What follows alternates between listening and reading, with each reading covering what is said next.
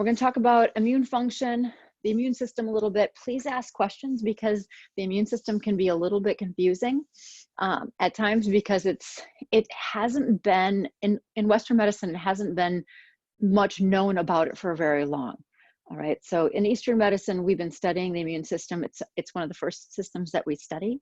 So I'm an Ayurvedic practitioner, and we study the systems a little bit different than what Western medicine does. So we look at the immune system and digestive system as the top two systems of the body versus looking at all the symptoms and how they play a part. The symptoms give us an idea of what to do, but the actual digestive and lymphatic system gives us pretty much every bit of information that we need to know. So what's on your tongue and how your bowel movements are to tell us a whole lot about what's going on with the system, and then how our body's lymphatic system is working, so the drains of our body, how they're working has a huge effect and has a lot of symptoms that show up. So anything from water retention in our legs, which probably some of us are having right now because it is spring. It is the kapha season. If you don't know much about Ayurveda, you might want to hit up that video on the membership. But it is the kapha season, so our body tends to have more water retaining in it, or fluid or congestion in our sinuses. But some of the other things that show up when our lymphatic system isn't working properly is obviously our immune system. So our immune system is our lymphatic system. They are the same thing. Because they're what detoxifies and pulls the toxins and viruses and stuff out of our body when it's in circulation. So the lymphatic system is extremely important, not only for our immune health, but also for our digestive health, our reproductive health, our nervous system. So our lymphatic system is extremely important. And a few years ago, Western medicine found out that we have a sagittal sinus that goes right from our hairline to our occipital bone, which is on the back side of our head, that bone that sticks out. And this sagittal sinus is actually the drain for the lymphatic system. And I'm using loose terms here. There's way more scientific terminology than that, but we'll keep it simple because it's a lot to grasp. But there's a lymphatic system that is in our brain. And this sagittal sinus, this drain right here, actually pulls all the toxins out of our brain. It pulls out about 3 pounds of toxins a year, which is extremely significant. And in Ayurvedic medicine, we look at the time of day at which that happens. And it's between 10 o'clock p.m. and between 2 o'clock a.m. So that's when our body is working hard to detoxify at a cellular level. So that would lead us to believe that the immune system is doing the same thing. So our detoxification system is cleaning out our body, cleaning out our brain, and then gets rid of it. And that's why most people should have their bowel movement first thing in the morning. You have to get up and go pee, that kind of thing, because we want to get those toxins out of our body as quickly as possible after rest. So there's a whole lecture about that. I talk about that a little bit in the Ayurveda basics too. So any questions so far before we really start digging into the immune system? Okay, so Eastern and Western medicine are closely starting to line up on what the lymphatic system is, although I would say of all the systems of our body, it's a pretty foreign system. Eastern medicine, we understand energy and we work with energy. So we focus on how energy moves through our body. And that would be some sort of circulation of something. In Western medicine, they're going to look at more of the logical, here it is, here's the logical information. Perfectly fine. Basically what they're doing is they're proving what we've been teaching for 5,000 years. Like that's amazing that we get this opportunity to have real evidence of these systems existing. So the lymphatic system is basically the drains of our entire body. So it sits underneath our skin. It's connected to all of our skin. So our skin is on the external part of our body and our skin is on the internal part of our body. So we have skin from our nose, down our back of our throat, trachea, down into our lungs, and then through every part of our digestive system. So we have different kinds of skins, and these different kind of skin represent what kind of lymphatic system works. And I won't get into that now. That's a whole nother big series that's going to go into the digestive in a few weeks. So this skin has its own lymphatic system. So it has lymph nodes that help pull toxins out of the skin. And when we become toxic, so when we have some sort of lymphatic blockage, we can show skin irritations of kinds. So on our external skin, it would be rashes, psoriasis, any kind of inflammation of the skin would be a sign that the lymphatic system is not working properly of the skin's lymphatic system. Then we have our digestive lymphatic system that helps pull out toxins as we're digesting food. Helps pull debris out. So if we happen to have food that's, that's not broke down properly, it can clog up our lymphatic system. This is significant too. This is why we want to eat good food. This is why we want to eat food well. So really being able to chew our food. And then also when we get it into our stomach, to be able to have the right juices to be able to add to the food. So making sure that our gallbladder and our liver and our organs are working properly to add the right juices to the food. All right, so we'll go into more of the COVID focus. All right, when I taught this one the first time, the focus on COVID was pneumonia-like symptoms and lung stuff. We're finding that, meaning Eastern and Western medicine, are starting to look at the digestive system, and that this could have been around a lot longer than what we thought, maybe November, maybe even September of last year in the US. But it was in the digestive system, which shows very different symptoms than if it's in our lungs. The lungs are super obvious. Our lungs get congested, our lungs get inflamed, coughing, a lot of phlegm and mucus, and it's very obvious. Like, it's very superficial in the sense of the symptoms of it. Where in the digestive system, somebody could say, oh, my stomach just doesn't feel right, or they thought they had the flu, because the digestive system is much more tolerant of irritants than what our lungs are. Our lungs get irritated, and it doesn't take very long for the lungs to just go, yeah, I don't like this, and I'm just going to produce a lot of mucus, phlegm, and inflammation. The digestive system will take a lot of damage before it starts producing that inflammation, unless your digestive system was already under a lot of stress.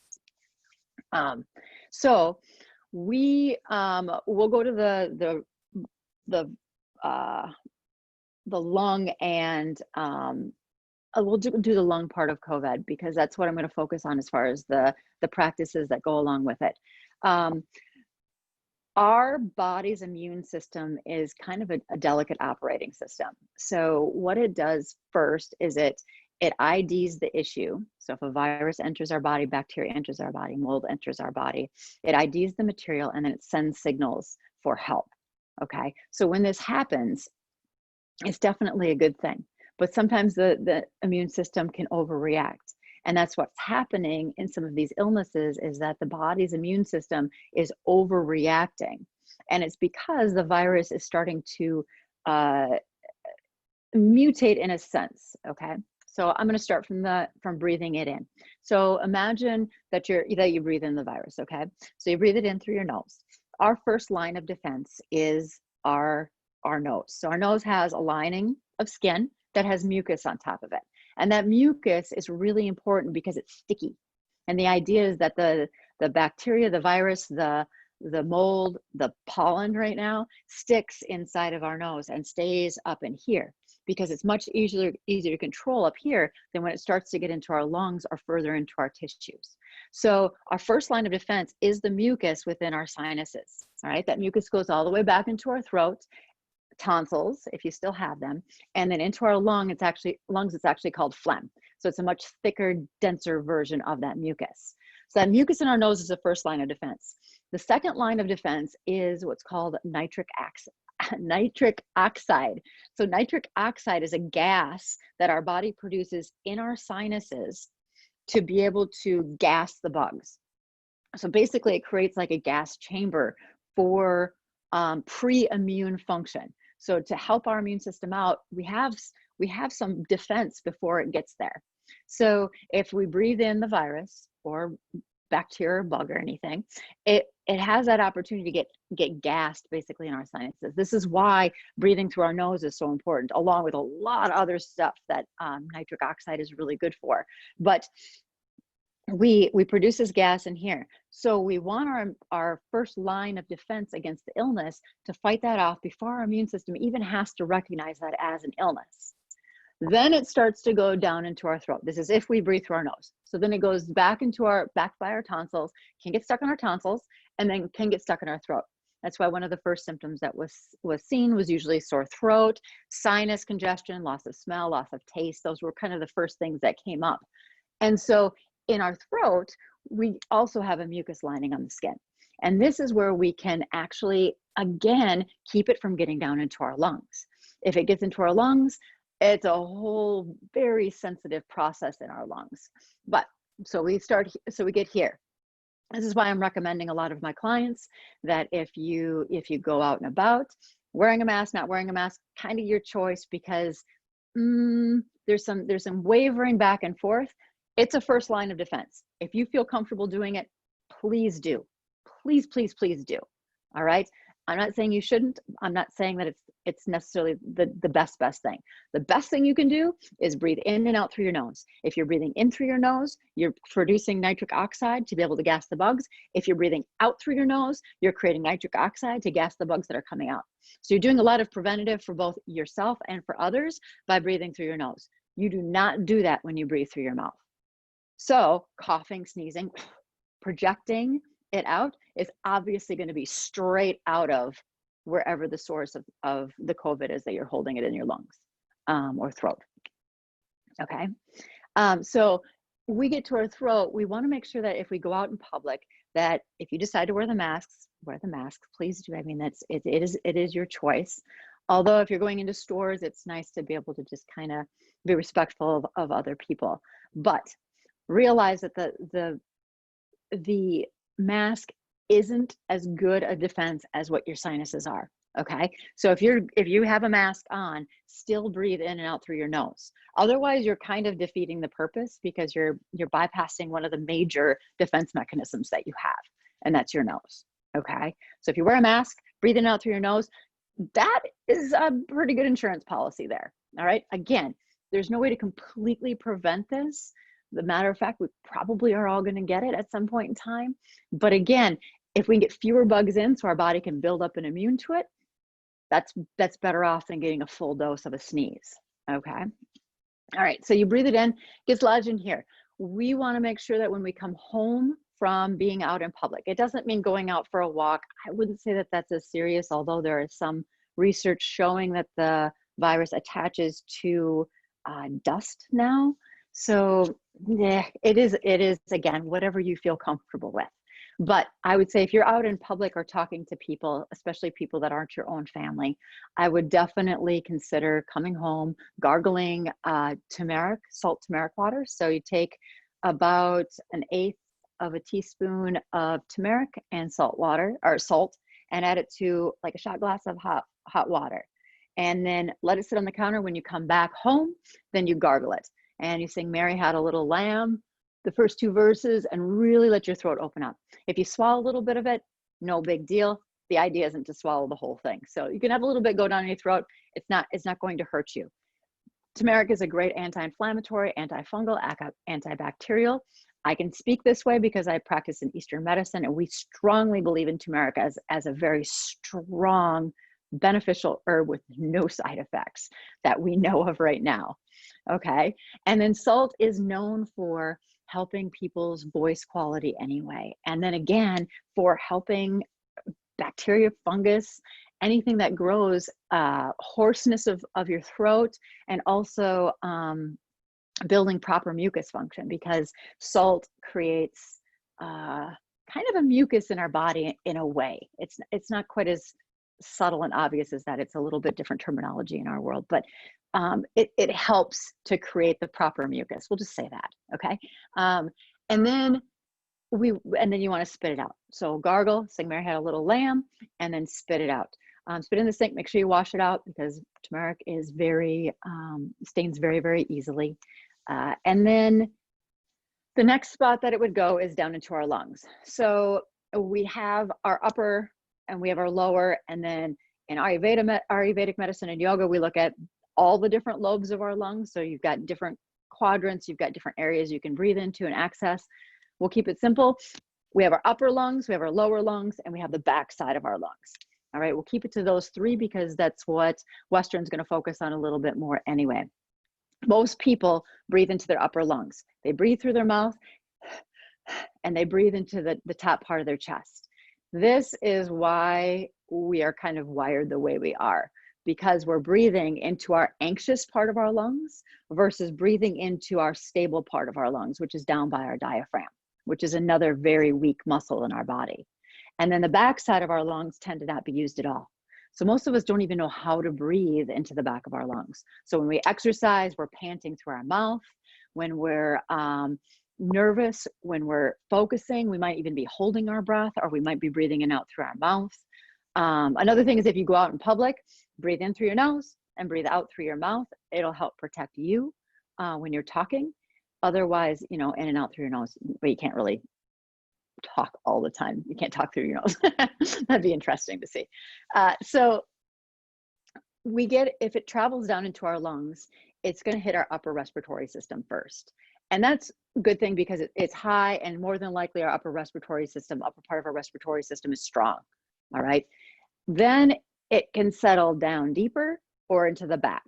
And these are areas that tend to be areas of weakness in most people, unless you practice a lot of pranayama or do a lot of breath work to help build your lungs. I'd say that, well, there's research around that. There's about 80% of the population that mouth breathes in the first place and uses improper lungs.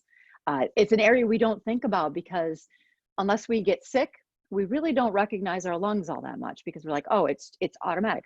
It's our automatic nervous system. It happens. Everything happens automatically. We don't have to think about it.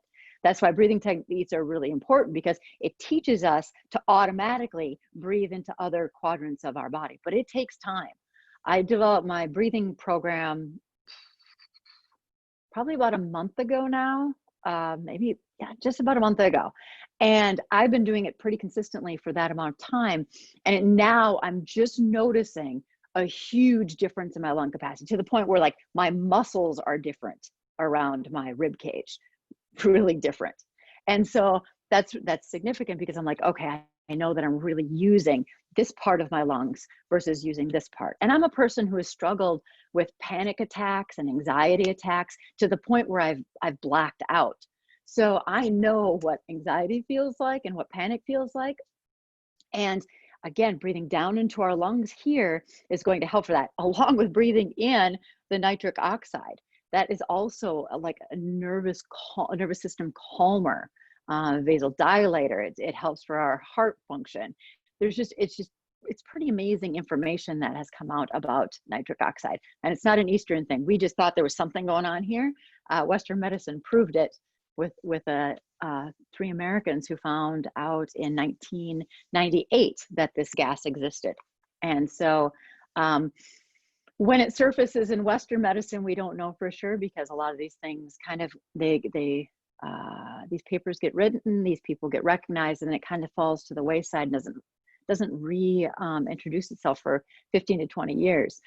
Well, present moment now, we need this. So yeah. All right. So the virus settles into our upper lungs, and then let's say we start to get sicker, settles into our lower lungs. So at the end of our lungs, there's these little tiny sacs called alveoli. These alveoli sacs are significant because that's where oxygen and carbon dioxide exchange happens. So where the oxygen from our lungs goes into our bloodstream to go to our organs. Why this is important is because if the infection gets too much here, so if it gets too much into the alveoli, what happens is it can actually, they fill up with fluid and you drown, basically. So you start filling up with fluid, all right? And you can see x-rays. I mean, when they show x-rays, when the doctors show x-rays of people's lungs who have all of this inflammation, I mean, it's pretty freaky to think how full of fluid their lungs are from the infection, because what's happening is our body is recognizing that there's a virus in.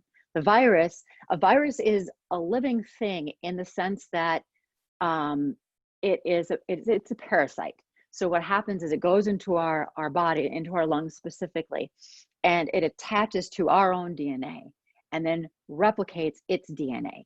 And then what happens is in our cell, it creates its own DNA, and then it kills our cell, and the cell explodes. And then their DNA, the virus's DNA, spreads, goes to other cells. and then starts infecting those cells, and then reproduces and kills our cells. So what it's doing is it's creating an inflammatory effect by killing our cells and creating, basically gaps that our immune system comes in and says, okay, we need to take care of you because you're not part of who we are. And eventually what happens is the virus gets smart and starts planting itself in the immune system. So the first offenders, it starts to say, hey, your DNA material, like your material I can attach to and I can reproduce in. So what it does is it reproduces within our immune system. Then when our killer T cells come, they have no idea what's what because they're kind of blind. They just kill. They're called killer T cells for a reason. So they go in and they do their job. They kill whatever represents a virus. And they start to see that our cells are the virus and then start attacking our own immune system. So this is how autoimmune diseases happen, as the body gets confused on what's good guys and what's bad guys. Okay.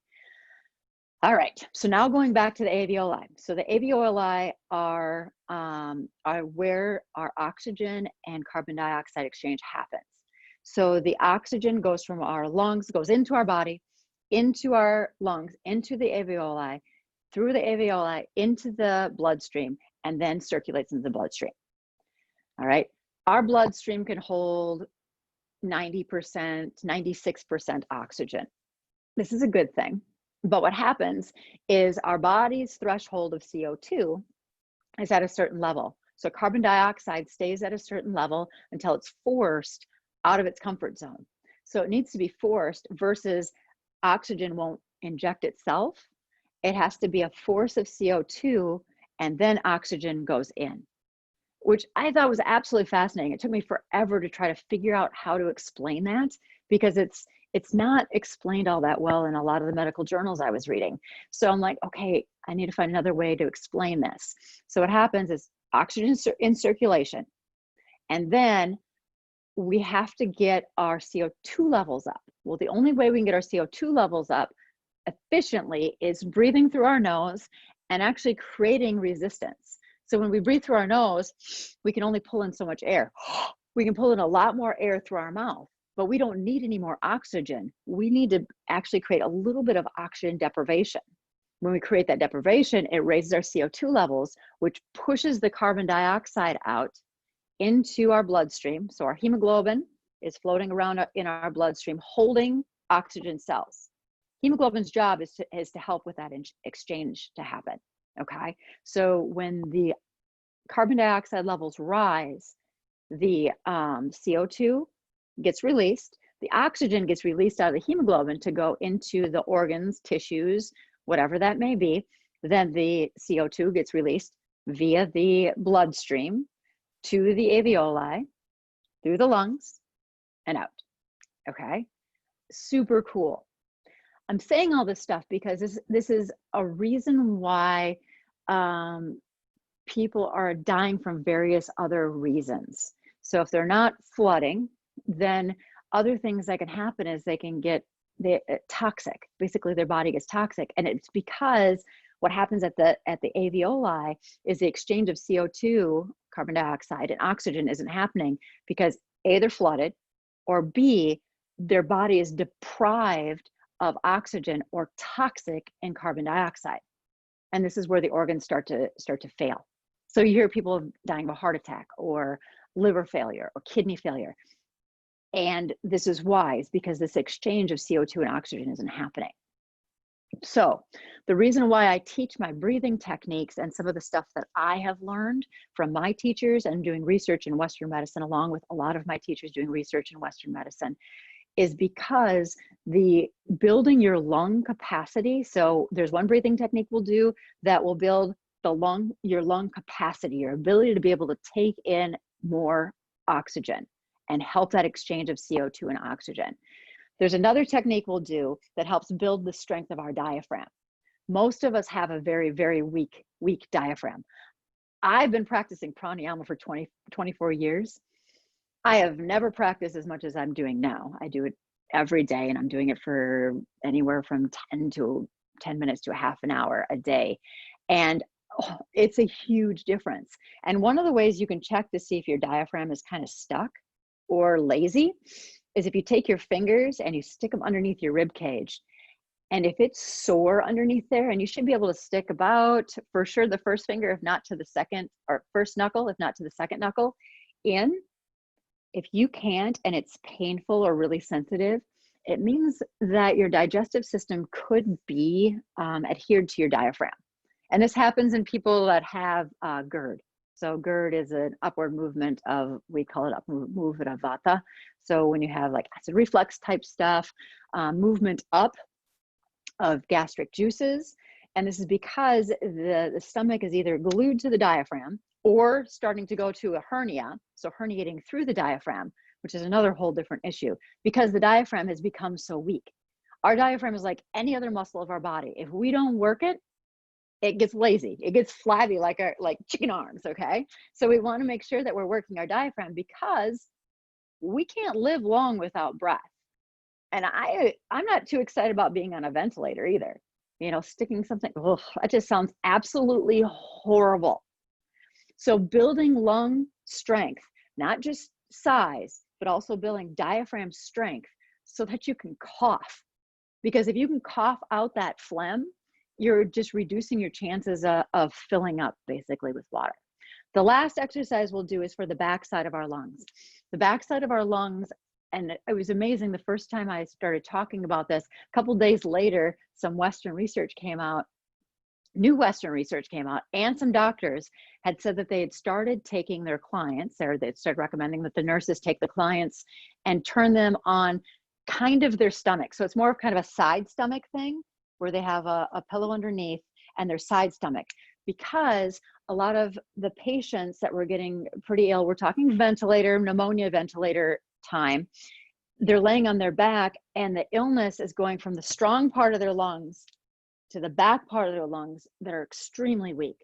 And it's just settling there and basically just infesting. And there's no movement and people aren't moving because they've got a ventilator on or they're on IVs. And so what they're doing is they're turning them over and they're finding that the clients are able, or their patients are able to cough and that it's helping.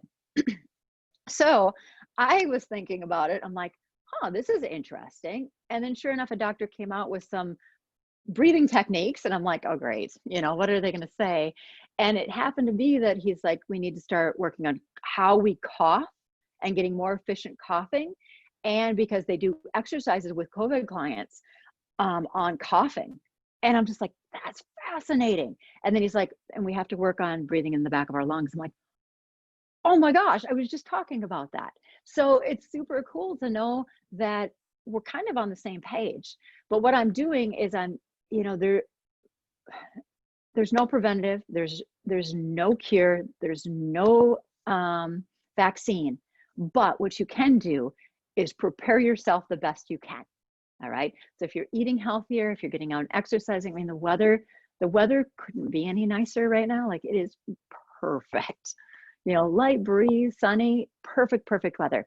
Get outside, move your body.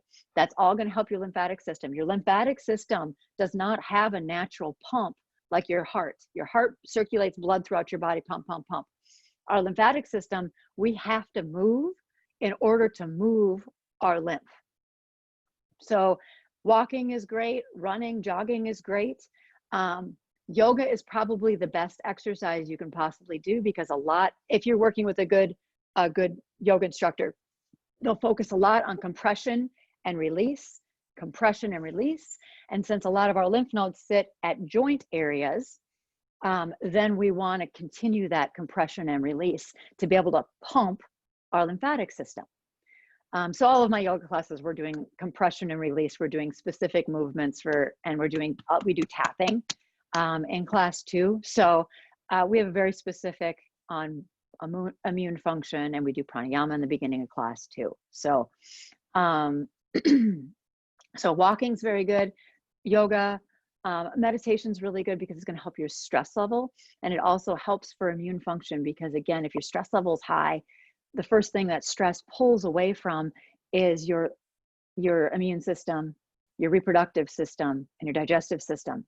So, I mean, reproductive system, okay, that's fine. But digestive system, I mean, we still have to digest the mucus that we're breathing in, or that we're swallowing, because we swallow a lot of mucus per day. Whether you're sick or not, it's constantly happening. And then we want to make sure the digestive system is working properly. We want our immune system to work properly too. And if we're under a lot of stress, which stress is relative to the situation, we are all under stress right now, whether you're working or not working, whether you're going out or not going out, like it's stressful right now. But at the same time, and I go through this ebb and flow of it too, where it's just like some days I'm like, man, I cannot get it out of my head, the fact that I could lose my yoga studio and that these things could happen. And then I'm like, okay, what can I do now to take steps forward, whatever that may be, because the future is so unknown, so unknown. We've never seen anything like this in our lifetime. So what we can do is only what we can do for the next like days or day or hour. So being able to really focus on our perception of what's really going on. And this is part of a whole nother training program that I have called Sattva therapy. So it's working on the behavioral therapy, our mind therapy, along with our senses and how they play a huge part in it. So these are just different aspects of how we can do self-care. But I'd say if you're going to do anything, walking, yoga, definitely recommend it. And then breathing techniques that I learned, and I've got classes on these breathing techniques, because sometimes it's nice just to be able to don't have to think about it at all. You know, you just go and you do it. Like going to a yoga class, like you don't have to think about anything. You don't have to, watching videos, like you don't have to think about doing anything. You just do what you're told. And it's kind of nice. I've really enjoyed teaching them. So a couple other things that I do recommend is Chyawanprash. So, there we go. So Chyawanprash.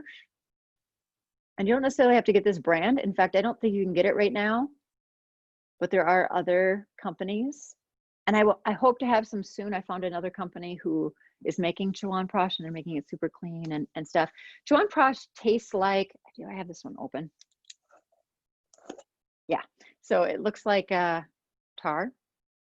It tastes like heaven. It's sweet. Its main ingredient is amalaki. Amalaki is Indian gooseberry. It's good for digestion. It's got more vitamin C than any other thing on the planet. Like it's super high in vitamin C. This particular combination is designed for immune function and digestive stuff and cravings. It helps for cravings quite a bit. I've used it on quite a few clients that were struggling with sugar issues, and they just take a little bit of Chyawanprash because it's sweet. It's got honey in it, so it's absolutely lovely. And I usually don't take it by the spoonful. Like I've got clients that just take a spoonful and eat it. I usually mix it up in some warm water and make a tea out of it. I like having Chyawanprash tea. It's just something different. I just want to make sure that you don't have the water too hot, because it has honey in it. Honey is unstable after about 115 degrees. So you just want warm water. You put it in warmer water to mix it up, and then add cooler water on top of it. You just don't want the honey to get too hot. But the idea of Chyawanprash is in Ayurvedic medicine, we look at tastes versus looking at specific nutrients. If you get all the tastes in your food, then you're more than likely getting all the nutrients that you need in order to be able to function properly. So this has all the tastes: sweet, sour, salty, astringent, bitter, pungent. So all the tastes are within the Chyawanprash, which is absolutely lovely. So another thing that I would recommend is called Immune Now, and I'll send you guys links to all this stuff. And this one in particular is brand new this year. They just created it. I've been happy with it. I don't know if it helps or not, but again, we don't know what's helping for sure, other than, staying home. But I definitely know that it's got great ingredients in it. So it's got like turmeric in it, it's got amalaki in it also, and a whole bunch of other herbs that help for immune function and lymphatic movement. So I think it's got some neem in it, and it's got some other herbs for the immune system. So it's a really, really good supplement. I'm not a huge supplement person. I'm taking these three things very consistently. All right. So the last one's vitamin D.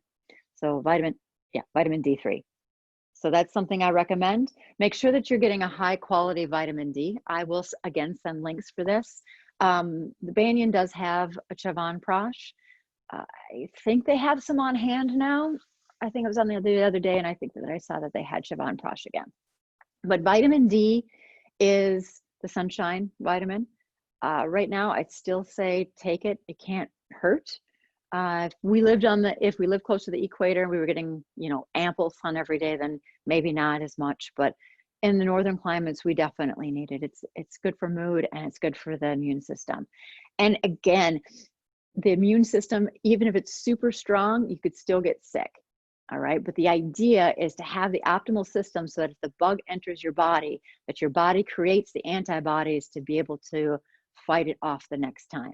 Because we're going to go through rounds of this. The COVID virus is not a new virus.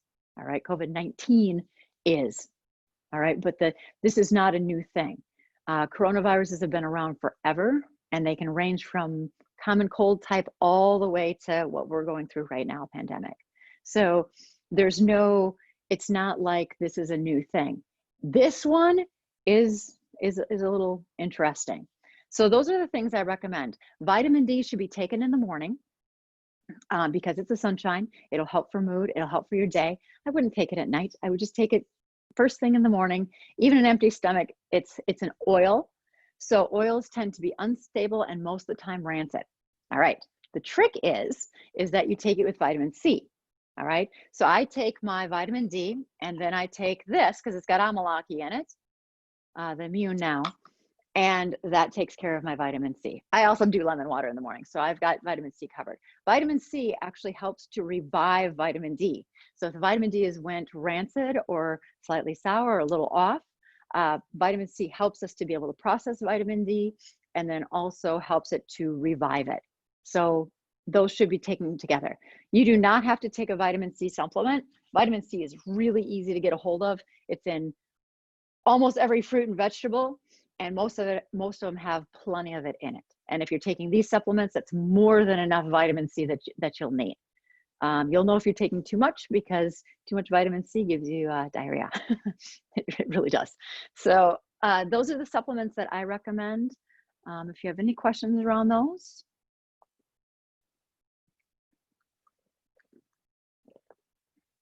Any questions about anything?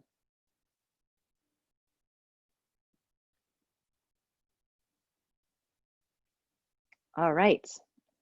So we will go through, I've got so much information. This is my notes. I've got so much information I would love to share, but that's for another time. If you haven't listened to the COVID lecture, I think I'm doing my last one on Friday, tomorrow. Maybe I'm doing one more after that. I don't remember right now, but if you check the website, it's on there. Yeah. Okay. So we're going to do the breathing techniques. I'm going to first show you them and explain them just a little bit, and then we'll give them just a little bit of a practice. So the first one that we do is Brasrika. So Brasrika comes from both Ayurveda and yoga. I don't know that Western has a similar breathing technique that I know of. Brasrika helps to build lung capacity. It also helps for creating nitric oxide.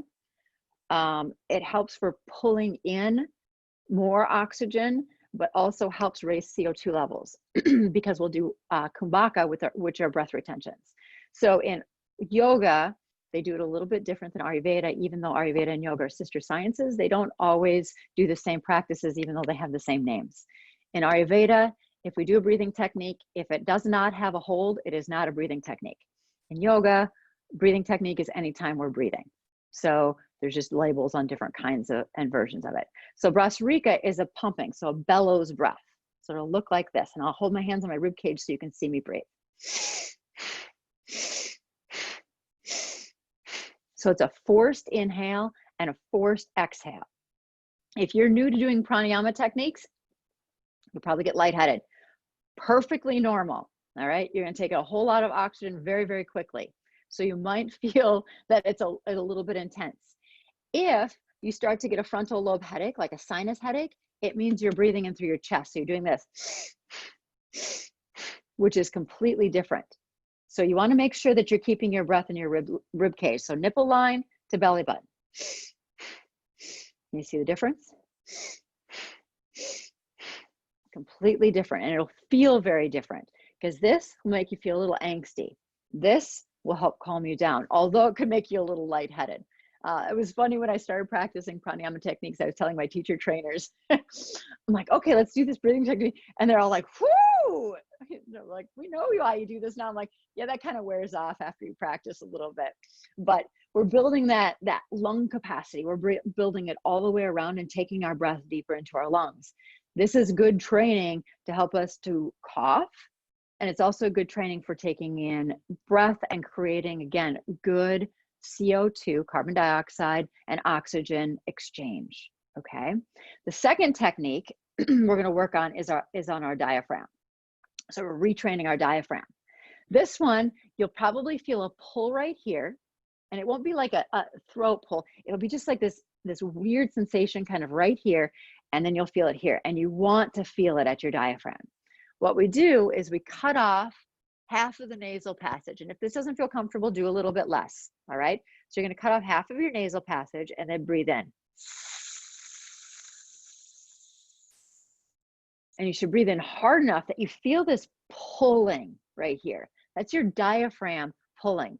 If you feel some discomfort, it's probably because your diaphragm and your stomach are stuck together, or diaphragm and other organs are stuck together, and it's kind of pulling it off. So it's gonna take a little bit of work to get it off. In Western medicine, this is called inspiratory muscle training. Inspiratory muscle training is what this is called. In Ayurveda, it's called pratyaloma. So pratyaloma is Ayurveda's technique. We do kumbhaka, which is breath retention with it. So we'll breathe in, and we'll breathe out. We'll do a few rounds of those, and then we'll hold our exhale out. And when you hold your exhale, or when we hold our inhale, when we do Brasarika, the bellows breath, when you hold your breath, you just hold it as long as you can, and then you let go. So if it makes you feel anxious, let it go before that point. You'll build strength over time, okay? And so it's taken me time. The exhale, I still struggle with holding my exhale out. I think I've got a huge fear around drowning. I think it's a hereditary thing because my dad is big on that too. So I think there's some genetic things going with the whole like suffocating thing. And so I struggle with holding the exhale, but after I do a few rounds, I find that I can hold it longer and longer and longer. You might find that you struggle holding your inhale. Perfectly fine. It's a good thing to kind of note and see what's going on maybe around that. Because I know I've been trying to do some looking around that. I'm like, okay, why do I feel so like angsty when I hold my exhale out? So just gives us some information, some deeper information about ourselves. So then we'll retain the breath either in or out, and then we'll rejoin, okay? And I'll guide you through all this so you don't have to think about anything. The final one, we'll lay down on our stomach. So we'll place a bolster from about right here to about waistline or pelvic area. Again, bolster, pile of blankets kind of wrapped around each other, a couple pillows, something between here and here. And they'll put something underneath their head. So basically this part of our body is above the ground. And we're gonna lay it down on our stomach to put pressure on the front side of our body so that it forces us to breathe into the back side of our body. And then what we're gonna do is we're gonna take a breath in, and we're gonna force our breath into our back. The funny thing is you'll realize how tight the back of your rib cage is. So what happens in our culture is we on our computers, or we're hunched forward, or we're not breathing into the back of our body, and we want to stretch out these muscles so bad. And in reality, our rib cage is just getting stuck. So we want our rib cage to be less of a cage and a flexible, moving like machine. Okay. So what we're doing is we're creating this very flexible, very strong, very purposeful rib cage versus having this locked up rib cage, this locked diaphragm, and this locked cage up here, and tightness. Okay, so when we do we're gonna hold the breath in as long as we can. And if you feel uncomfortable, go ahead and breathe out. But if you can hold that breath and you can force it into your back a little bit, and then try to relax every other muscle in your body, you'll notice that you can feel the stretching from the inside. And it's pretty amazing, especially for those of us that sit on computers a lot or have something that we're we're forward a lot, it's a pretty amazing experience to start to access the back of your lungs. All right, so those are the 3 techniques, and we'll go over them back to back to back. Any questions before we get rocking?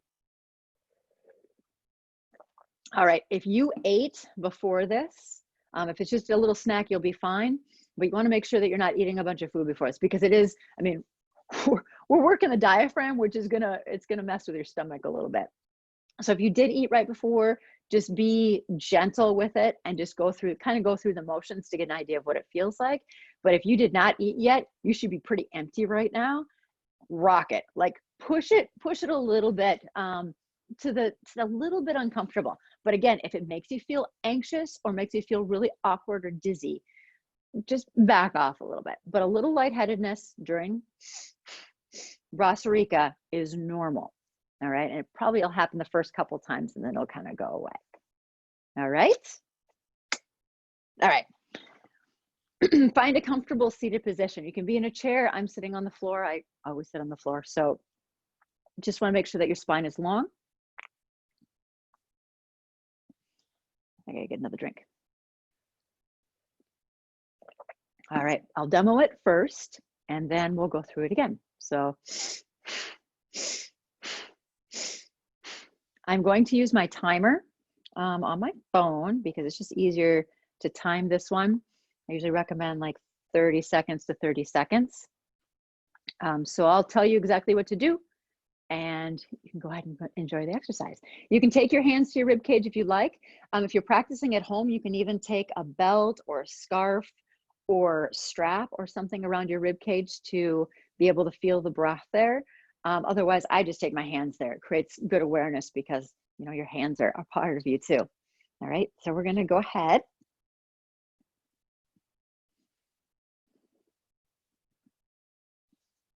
And begin.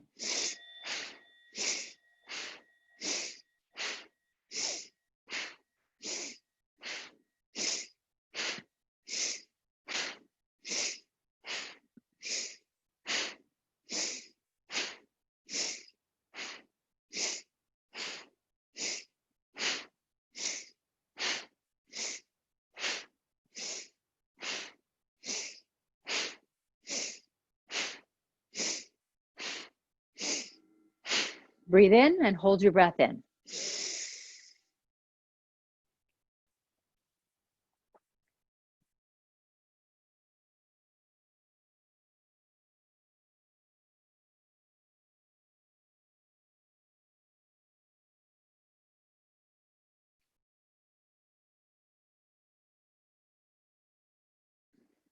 And breathe out. And we'll begin again.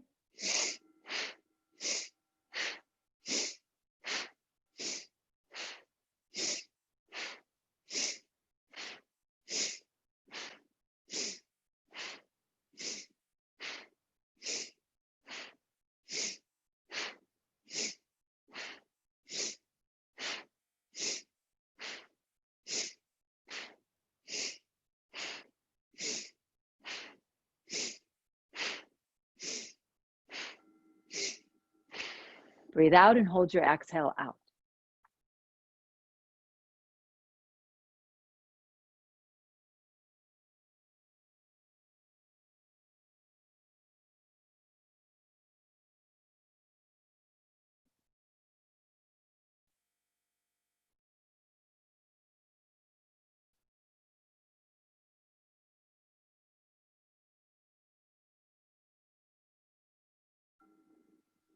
All right, so we did one round of each, and that's what that one kind of looks like and feels like.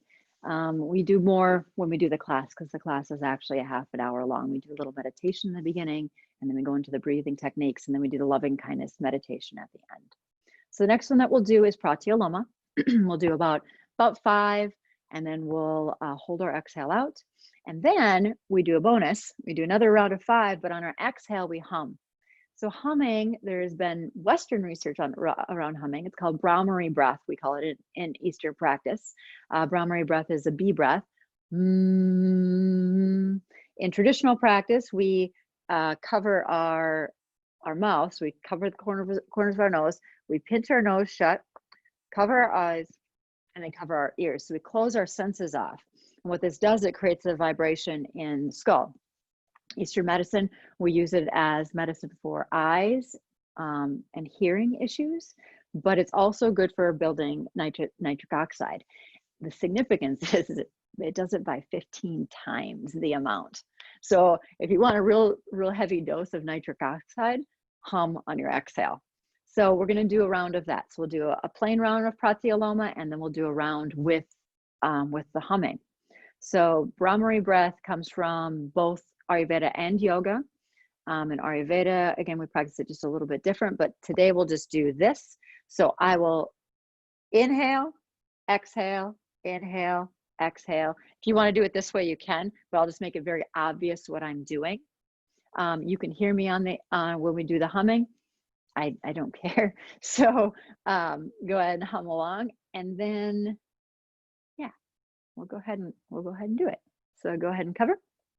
Breathe in and out. In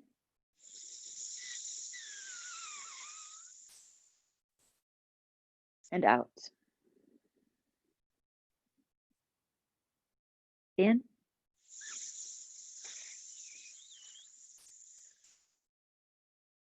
and out. In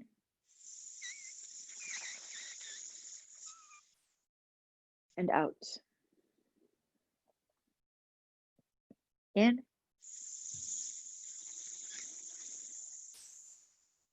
Breathe out and hold your exhale out.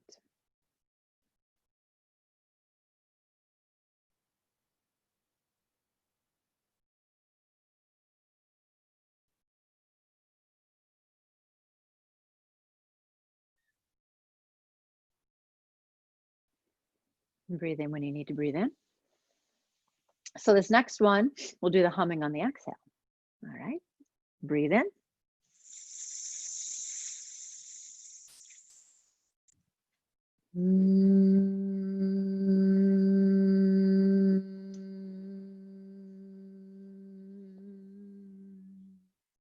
In.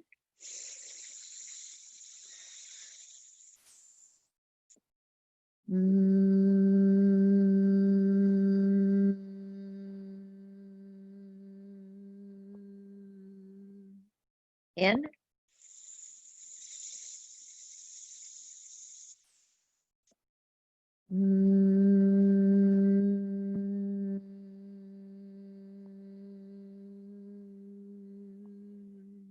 In.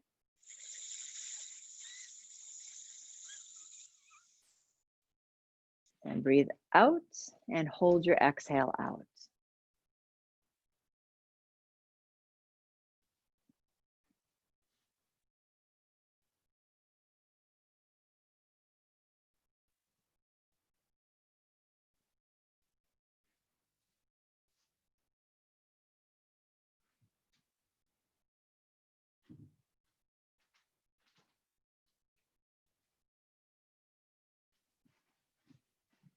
And then breathe in. All right, so that was Pratyaloma with Brahmari breath. And then we will go to the belly down. So I'm going to scoot this back a little bit. I'm going to angle it down so you can see.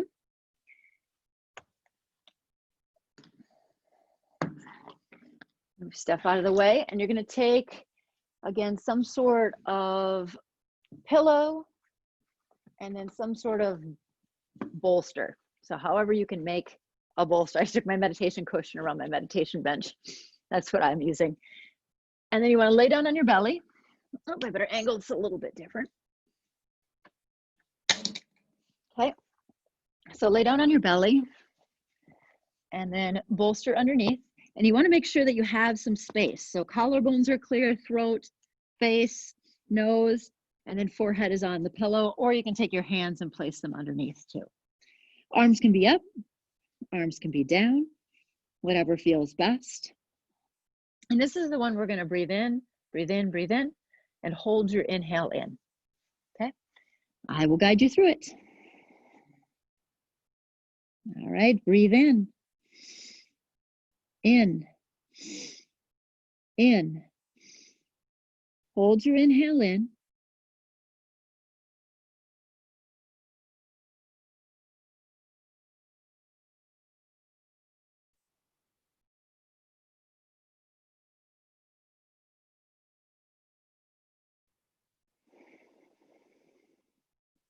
Breathe out when you need to.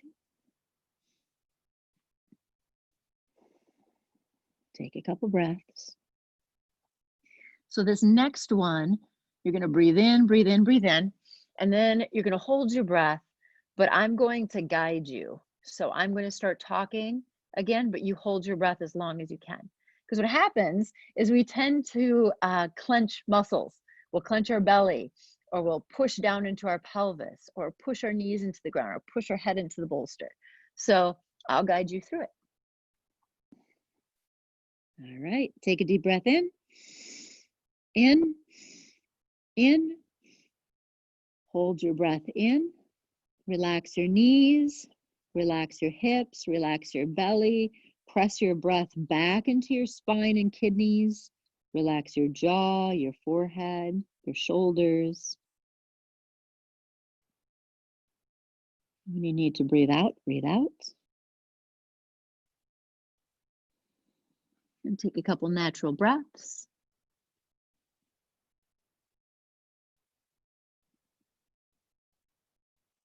And then we'll do one more together.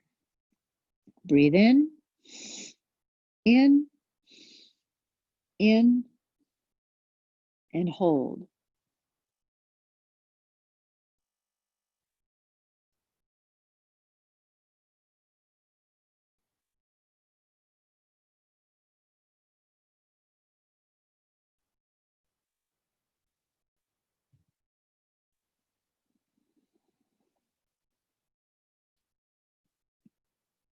And breathe out when you need to breathe out. Press your hands into the floor. Bring your body back into child's pose, arms extended.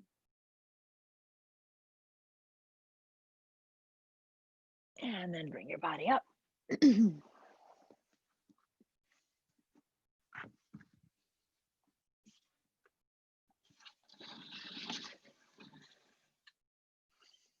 All right. Any questions?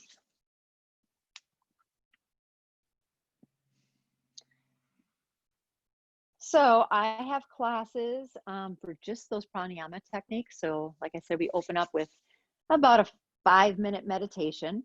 It's just a guided meditation, super light.